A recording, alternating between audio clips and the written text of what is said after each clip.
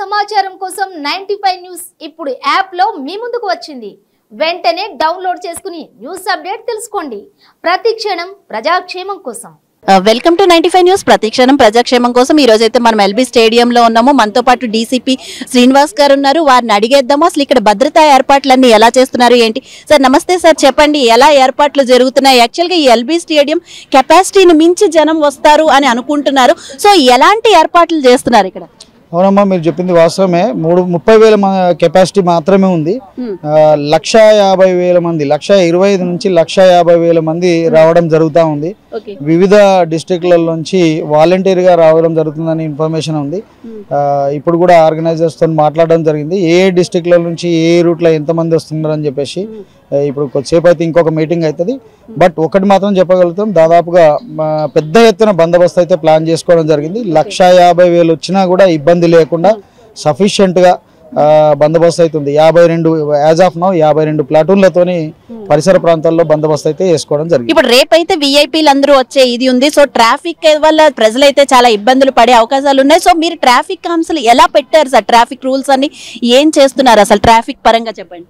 అవునమ్మా, వివిధ రూట్లలోంచి పెద్ద ఎత్తున జనాలు అయితే బస్సులలో రావడం జరుగుతుంది. వాళ్ళ వివిధ వాహనాల్లో అయితే రావడం జరుగుతుంది. అవన్నీ ఐడెంటిఫై చేయడం జరిగింది, ఎవరు ఎక్కడి నుంచి వస్తారు, ఏ రూట్ల నుంచి వస్తారు అని చెప్పేసి.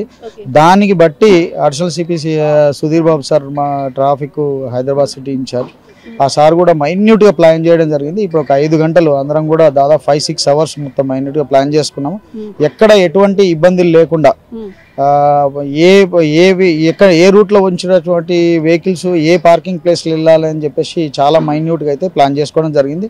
అందరికీ కూడా తెలిసే విధంగా ఎక్కడెక్కడ రిస్ట్రిక్షన్స్ ఉంటాయి అనేది ఒక 2 గంటల్లో మీకు ట్రాఫిక్ అడ్వైజరీ కూడా సార్ ఆధ్వర్యంలో రిలీజ్ చేయడం జరుగుతుంది. రేపు ఎంతమంది పోలీసులు ఇక్కడ ఉండబోతున్నారు సార్?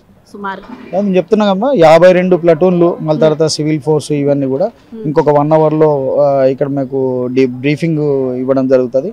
దాంట్లో ఒక స్పష్టమైన సంఖ్య అయితే వస్తుంది. యాజ్ ఆఫ్ నౌ అయితే 52 ప్లాటూన్స్ తోని మనం. విఐపీలకి ఏమైనా ప్రత్యేక ఏర్పాట్లు ఉన్నాయా సార్? ఎలాంటి ఏర్పాట్లు చేస్తున్నారు? విఐపీలకు, ఫ్యామిలీ మెంబర్స్కి, మళ్ళీ ఎమ్మెల్యే కొత్తగా ఎన్నుకున్నటువంటి ఎన్నుకోబడ ఎమ్మెల్యేస్కి వాళ్ళకి స్పెషల్ రూట్ ఇవ్వడం జరిగిందమ్మా. వాళ్ళకి కూడా గ్యాలరీస్, వాళ్ళకి ఒక స్పెషల్గా దాన్ని కూడా అరేంజ్ చేయడం జరిగింది. ముందుగా మార్నింగ్ పెట్టారు కదా ప్రమాణ స్వీకారం, మళ్ళీ మధ్యాహ్నానికి మార్చారు, ఎందుకంటారు? అది ఏంటి రీజన్స్? ముహూర్తం అమ్మా, మంచి ముహూర్తం గురించేనా, లేకపోతే ప్రజలందరూ కూడా ఆ టైంకి రాలేరు, జనాల కోసం ఏదైనా ఆలోచించడానికి? శుభముహూర్తం ఒకటి డెఫినెట్గా. ఇది ప్రజలందరూ కూడా ఉత్సాహ వాతావరణంలో ఉన్నారు కాబట్టి అందరూ రావడానికి, వాలంటరీగా రావడానికి కూడా సిద్ధంగా ఉన్నారు. 2 విధాలుగా ఉండొచ్చు. బట్ ముహూర్తం అని చెప్పినారు, మంచి ముహూర్తం. ఏదైనా కానీ పెద్ద మంచిగా ఫస్ట్ టైం ప్రమాణ స్వీకారం ఉత్సవం ఉంది కాబట్టి డెఫినెట్గా మంచి ముహూర్తం అయితే ప్రతి ఎవరైనా కోరుకునేదే కదా. అది ఓకే, రైట్, థ్యాంక్ యూ.